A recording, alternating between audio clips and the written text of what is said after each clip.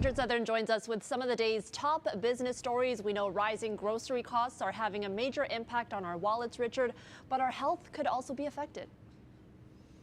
I'm afraid so, Erica. This is a troubling sign of the times. Canadians, it seems, are really changing the way we shop when we go to the grocery store. You know, when we walk in the door, we're not so much looking for the best or most healthy thing to eat.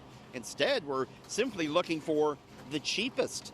New survey from Dalhousie University in today shows 45% of Canadians are now prioritizing cost over nutritional value when they hit the grocery store. 86% say they're now more price conscious than they were more than a year ago. Of course, we know what's happened to food prices in the last little while. They've gone up even faster than headline inflation has.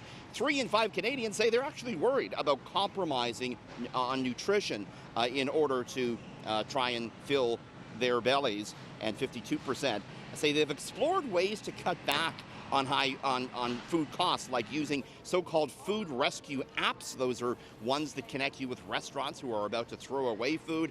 And Erica, more and more Canadians shopping at dollar stores as well for food. So as we say, kind of a troubling sign of the times here. All right, rising interest rates are having a big impact on Toronto's housing market, Richard.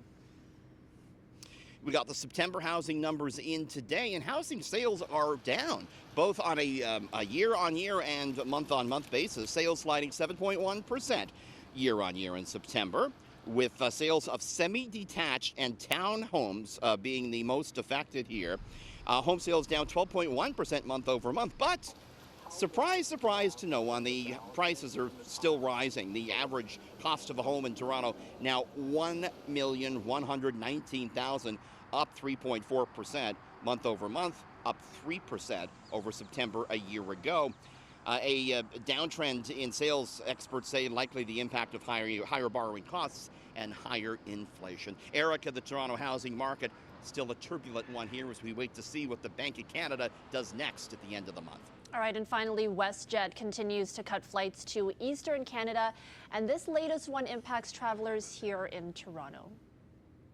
Yeah, if you're looking to fly off, Erica, for a weekend in Montreal, this will affect you. WestJet says it's scrapping all its flights between Toronto and Montreal for the winter. It says it'll bring them back in April. This is a major corridor for Canadian Airlines. In fact, there are about 350 flights a week between Toronto and Montreal on Air Canada, on Air Transat, and on Porter Airlines, which has really upped its service.